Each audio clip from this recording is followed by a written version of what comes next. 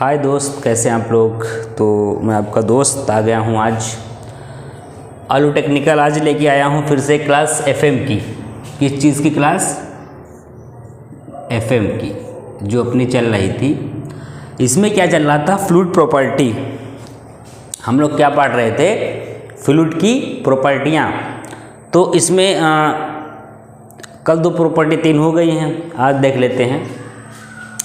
लेते हैं फ्लूइड की प्रॉपर्टी में विस्कोसिटी क्या होता है। आज क्या देख लेते हैं?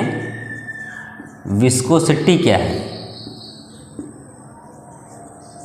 आज इस प्रॉपर्टी के बारे में बात कर लेंगे हम कि विस्कोसिटी क्या है एक्चुअली। तो viscosity nothing but viscosity is a fluid measure deformation at time, then applied this fluid in shear force। तो हम विस्कोसिटी उस चीज़ को बोलेंगे जिस पे हम कोई फोर्स लगा रहे हों, कोई फोर्स किसी फ्लूइड पे हम अप्लाइड कर रहे हों, और उस फ्लूइड में जिस टाइम जितना डिफॉर्मेशन होगा उसके मेजरमेंट को हम क्या बोलेंगे? विस्कोसिटी। First position. दूसरे टर्म में क्या समझ लेंगे कि विस्कोसिटी उसे कहते हैं जब किसी भी फ्लूइड पे कोई फोर्स लगे और उस फ्लूइड में कुछ डिफॉर्मेशन हो जाए, उसका चेंजेस आ जाएं, उसका शेप या उसका साइज में कुछ बदलाव आ जाएं, उस चीज़ को हम क्या बोलेंगे कि ये विस्कोसिटी है, ये विस्कस है, इसमें चेंजेस आ जाते हैं। समझ में आ रही? कैसे? लिखो, डेफिनेशन लिखो। इट इज क्या? इट इज नहीं, इसमें हर चीज में इट इज नहीं लिखोगे ना। द फ्लूइड लिखो। The fluid is a major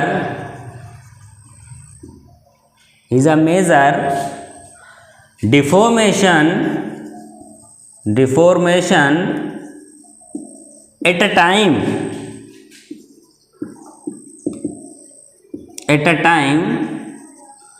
then applied shear force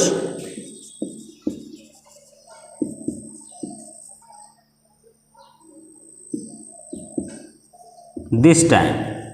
जिस समय हम shear force लगाएं और किसी फ्लूइड में कुछ चेंजेस आएँ, कुछ बदलाव आएँ, उस चीज़ को मेज़र करने की विधि को हम क्या बोलते हैं? विस्कोसिटी बोलते हैं। And then shear force applied. यदि हम शियर फोर्स उस पर अप्लाई कर देंगे एडजेसेंट लेयर टू डिफॉर्म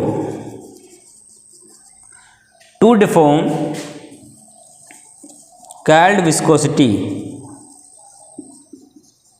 हमने क्या बोला कि जब हमने किसी भी फ्लूइड पे फोर्स लगाया, अब समझ लो इस चीज़ को, किसी भी फ्लूइड पे फोर्स लगाया, सपोज दैट यहाँ बना लेते हैं, ये मेरे पास कोई फ्लूइड भरा हुआ है।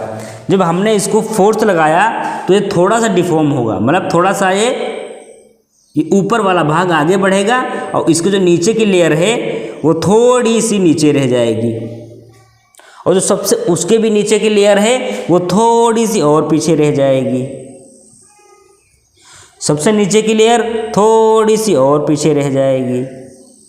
मतलब हम किसी चीज़ को धक्का दिए, फ्लूइड की बात कर रहा हूँ, शेयर फोर्स लगाया तो उसको जो पहली लेयर थी, यानी कि जो टॉप पे बंदा था, वो आगे चला गया, थोड़ा सा खिसक गया, और पीछे जैसे कि मैं हूँ, कोई मेरे पे फोर्स लगा तो मैं ऐसे खिसक जाऊँगा ना ऐसे, तो जो मैं ऐसे थोड़ा सा यहाँ से ऐसे खिसका तो आगे जो मैं आ रहा हूँ ना, बाकी बॉडी पीछे है। इसका मतलब यही है कि जो आगे खिसका फिर बाकी बॉडी पीछे है, तो वो इसकी बात कर रहा है। इसको हम क्या बोलते हैं? इस हिसाब से ये फोर्स लगता है। आपका चीज़ समझ में आ रही है? इस हिसाब से फोर्स लगता है।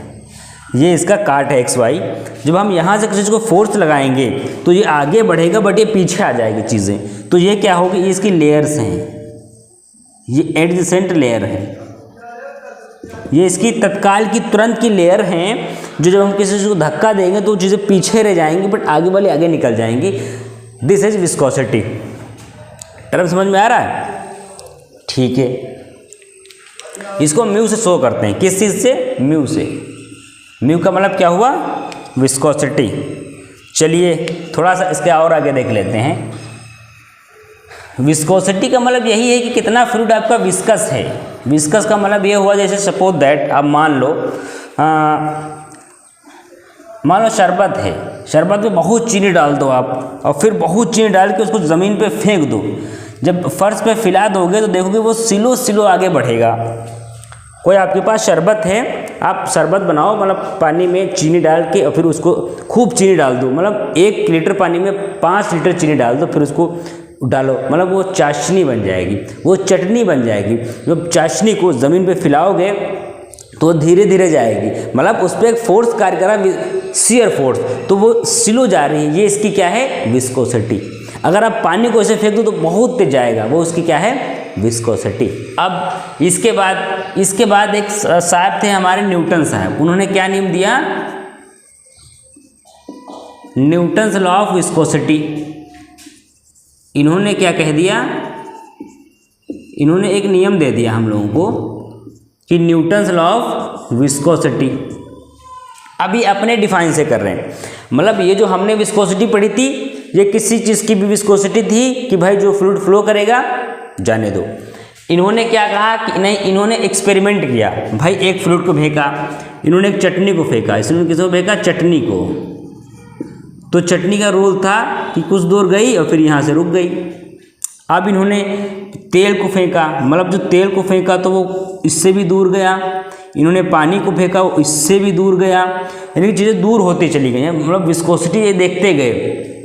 फिर इन्होंने क्या नाम है, और गाढ़ी चीज़ को फेंका तो वो और यहीं रह गई। तब इन्होंने डिफाइन किया, तब इन्होंने एक लॉ दिया हमें, और इन्होंने बताया कि विस्कोसिटी उस चीज़ को बोलेंगे जो चीज़ ज़्यादा फ्लो करे या ना करे, उसके शेयर्स डिफॉर्मेशन की वजह से जो चेंजेस आए उसको हम क्या बोलेंगे? विस्कोसिटी। और एक चीज़, यदि किसी फ्लूइड में हम फोर्स लगाएं उसमें कोई रेजिस्टेंस ना हो, यानी कि रेजिस्टेंस डिफॉर्मेशन जो होना था वो ना हो, और हमने उसमें फोर्स लगा दिया है, शियर फोर्स, तो वो कौन सा फोर्स कहलाएगा? वो कौन सी कहलाएगी उसकी क्वालिटी? तो वो आइडियल फ्लूइड होगा। चीज़ समझ में आ रही? चलो इसमें हम लिख लेते हैं, चीज़ों को, इसमें आ जाओ। इन्होंने क्या बोला? कि tau directly proportional to D U upon D Y. ये न्यूटन साहब ने लॉ दे दिया। अब टाउ मेरा क्या है? टाउ की बात करूं तो मैं टाउ यहां लिख दूंगा, टाउ शियर फोर्स। क्या है? Shear force. इसको क्या बोलते हैं? एफ अपॉन ए। टाउ क्या है मेरा? Shear force. D U upon D Y, D U upon D Y क्या है? Rate of shear deformation, rate of shear deformation. तो हम टाउ की वैल्यू क्या है? Shear force. शियर फोर्स मेरा कौन सा फोर्स होगा? जो कंप्रेसिव होगा प्लस इस हॉरिजॉन्टल लाइन लगेगा, हॉरिजॉन्टल लाइन में लगेगा। ठीक है, जो फोर्स हॉरिजॉन्टल लगे और शियर फोर्स कहलाएगा। ऊपर से लगेगा वो कंप्रेसिव फोर्स होगा, ऊपर की तरफ लगेगा वो टेंशन फोर्स होगा।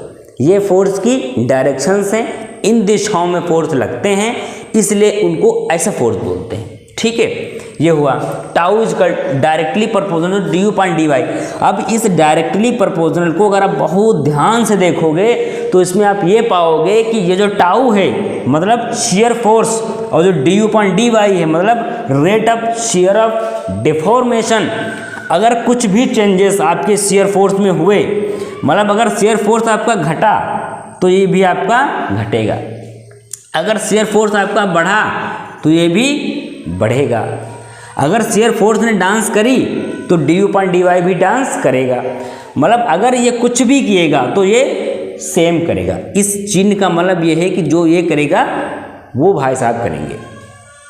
अगर ये किसी पार्टी में खाना खाने गया तो ये भी जाएगा। अगर इसने किसी से क्या नाम है, किसी के पास दोस्ती करी तो ये भी करेगा, उसका नियम है। ये समझ लो कि ये मैंने एक तराजू बना दिया, ये मैंने एक तराजू बना दिया है जिसमें जो है दोनों मास लटके हुए हैं। अगर आपने कुछ किसी पे भी फोर्स लगाया तो वो तुरंत डिसबैलेंस हो जाएगा। ये आपस में दोनों भाई हैं, अगर आप किसी को में कोई चेंज करोगे तो दूसरा ऑटोमेटिक चेंज हो जाएगा। चीज़ समझ में आ रही? ठीक हो गया। क्या देखते हैं, टाउ। अब एक इक्वल टू का सब निशान आएगा तो ये डायरेक्टली प्रोपोर्शनल हटेगा, यहाँ आ जाएगा mu times of D U upon D Y. ये है न्यूटन्स लॉ ऑफ विस्कोसिटी। अब कहोगे ये म्यू क्या आ गया? म्यू क्या है तुम्हारा? Dynamic viscosity. म्यू क्या है? Dynamic viscosity. अब म्यू को हम कहाँ से डिफाइन कर देंगे?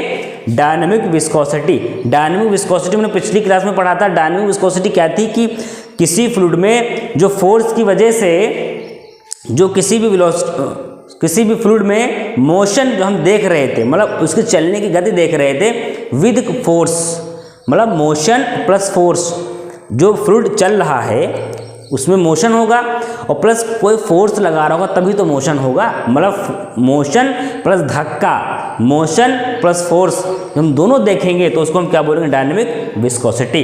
तो न्यूटन साहब ने क्या दिया कि tau is equal to mu times of D U upon D Y.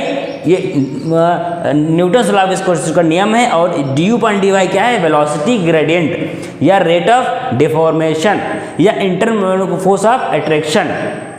इसको आप कुछ भी बोल सकते हो।